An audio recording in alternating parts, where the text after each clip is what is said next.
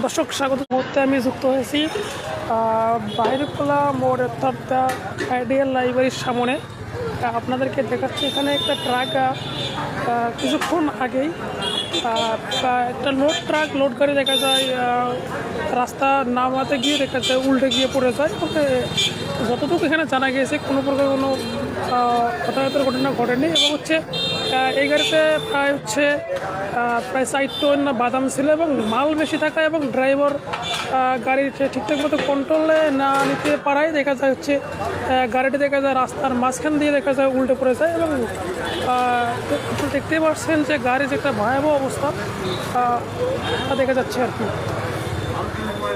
আমি যদি আরও জানিয়ে রাখতে চাই আপনাদেরকে দেখাচ্ছি, আমি গাড়ির ড্রাইভারের সাথে কথা বলে জানতে পেরেছি। উনি বলছিলেন যে আসলে যখন গাড়িটা দেখছি পাইল হয়েছে বা ভুলে যায় তখন উনি গাড়ি যেদিকে পড়েছে সেদিকে যে গাড়ির লোকজন ছিল এবং অটো ছিল তাদেরকে সরিয়ে দিয়ে দেখা যায় ফাঁকা জায়গায় দেখা যায় গাড়িটা একটু মানে পড়ে যায়।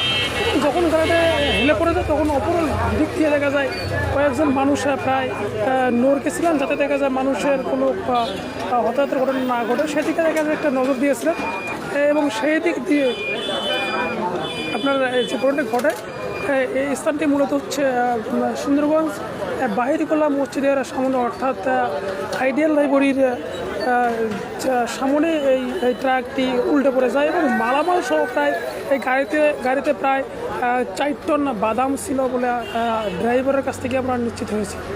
দর্শক, এই রাস্তাটি থেকে এই উঁচু জায়গা থেকে নিচে নামানোর সময় মূলত ট্রাকটি উল্টে যায় এবং ড্রাইভার হেল্পার সহকারে কোনো হতাহতের ঘটনা ঘটেনি এমনটাই আমাদেরকে নিশ্চিত করেছেন। যদিও এখানে এখন আইন শৃঙ্খলা বাহিনী এবং প্রশাসন এসেছেন এবং তাদের কাছ থেকেও আমরা নিশ্চিত হয়েছি এখানে কোনো প্রকার ঘটনা ঘটেনি এবং তারা এখন এখানে নিরাপত্তা দিচ্ছেন এবং মালামালগুলো সরানোর জন্য দেখা যায় একটা তৎপরতা চালাচ্ছেন বলে আমরা জানতে পেরেছি। আরও যদি আপনাদেরকে জানিয়ে রাখতে চাই, এখানে